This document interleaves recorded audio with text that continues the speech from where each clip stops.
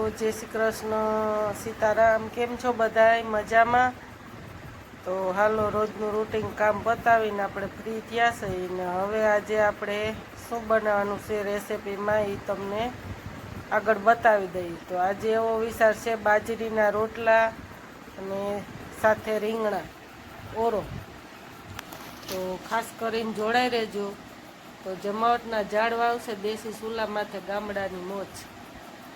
તો આ રીતનું આપણે આયોજન છે બનાવવું। તો હાલો રોજનું રૂટીન કામ પતાવી દઈએ પછી આગળ જોડાઈ રહીએ। હાલો ઘડિયાળમાં ફીટ 11 થઈ ગયા।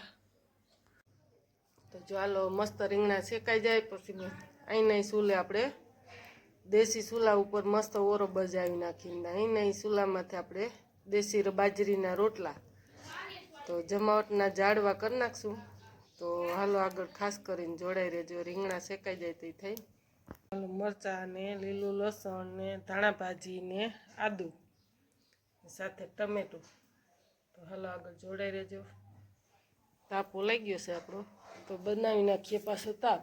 હાલો આપણે લીલા લસણની કટિંગ થઈ ગઈ છે, ધાણા ભાજીના જાડા ડીંડલેની કટિંગ થઈ ગઈ છે ને આમાં ધાણા ભાજી બીટાઈ ગઈ છે ને હવે આપણે લસણ ને મરચાં ને આદુ કસરી નાખીએ। તો હાલો આગળ જોડાઈ રહેજો। રીંગણા પણ શેકાઈ ગયા છે એકદમ મસ્તીના। તો હાલો હવે એ કાઢી લઈએ ડીશમાં। તો હાલો લસણ આપણું ખંડાઈ ગયું મસ્ત એક નંબર। રીંગણ પણ મસ્ત શેકાઈ ગયા। તો હાલો હવે આપણે ફોલી નાખીએ।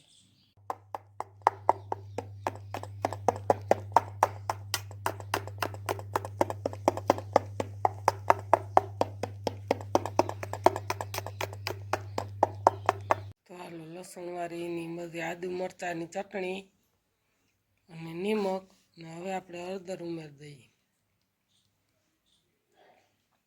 અને સાથે ઝીણું ઝીણું ટમેટું સંભાળી લીધું।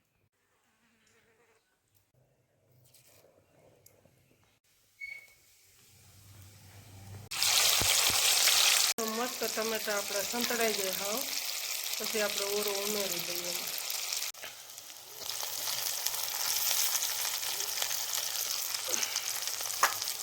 જોતા જ મોઢામાં પાણી આવી ગયું મસ્ત ઓરો બન્યો દેશી ચૂલા માથે પાટિયામાં।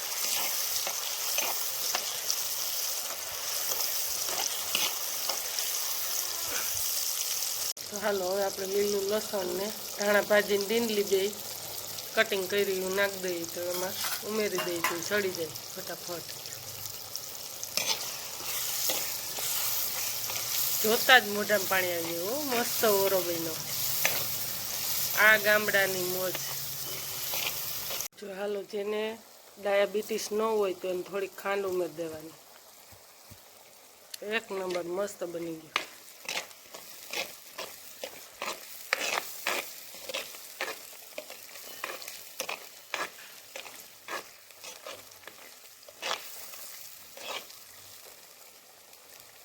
તો હાલો આપણે ધાણા ભાજી ઉમેરી દઈએ તો મસ્ત છે ઓરો ઉતારી લઈએ। હવે મસ્ત બની ગયો। તો જો આપણે નીચે ઉતારી લીધો છે મસ્ત ઓરો બની ગયો। જોતા જ મોઢામાં પાણી આવી જાય છે એક નંબર।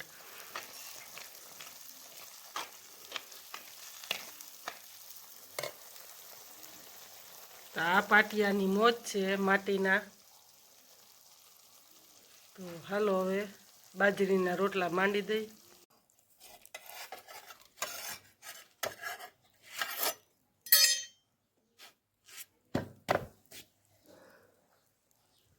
સડે છે હાલો હવે આપણે જમવા બેસી જઈએ। હાલો હવે આપણે બે રોટલા ઘડાઈ ગયા છે। હાલો આપણે જમવાનું થઈ ગયું છે।